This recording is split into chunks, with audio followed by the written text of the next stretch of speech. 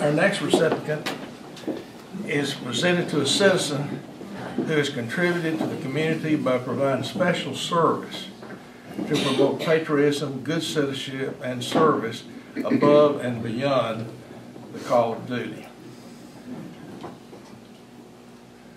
It is normally beyond their position of doing special things in our community to help people that many times go not recognized.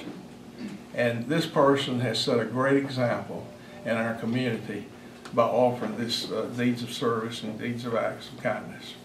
This year's 2015 award is presented to David Carroll.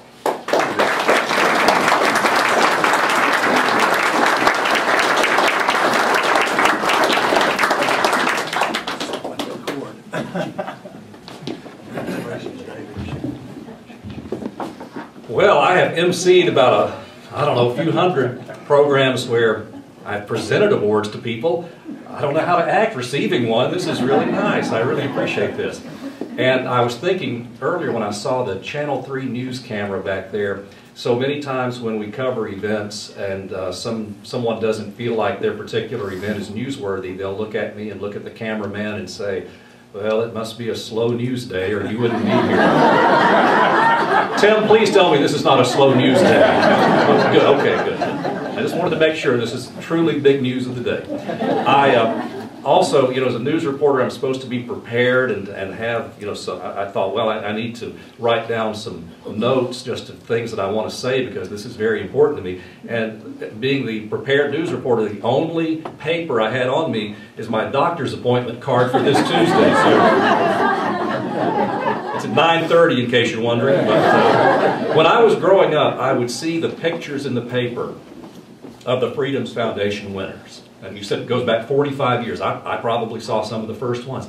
And I remember thinking, wow, what an important, distinguished group of people. What wonderful things they've done. And needless to say, I never imagined that I might be among those someday. That is really something special to me because I can just envision and picture the names and the people who have won this award in the past. It's such an impressive list. And just posing for a picture out there a while ago with you folks who are fellow winners, I felt like I was in a picture in the Baseball Hall of Fame with Babe Ruth and Hank Aaron. It's what am I doing here? So it's just a really special group of people, and I'm honored to do that. Earl Friedenberg, I wanted to thank you for nominating me. Earl, I'll give Earl a hand. I think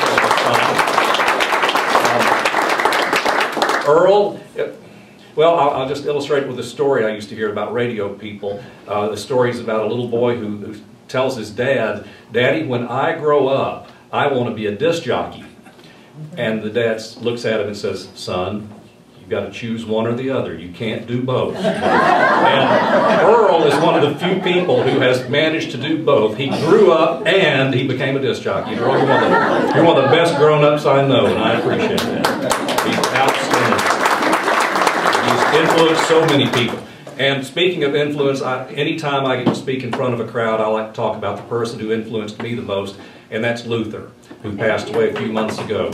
And Luther, the one message he got across to me that stuck with me from the time I was just a teenager, and I would ask him for advice about getting into radio, he'd say, son, it's not the records you play. We all play the same songs. It's what you do, it's what you accomplish between those songs. The things you can do to help people, make sure that they find their dogs, or you can help people who have, whose homes have burned. That's what makes it, what makes this career so special.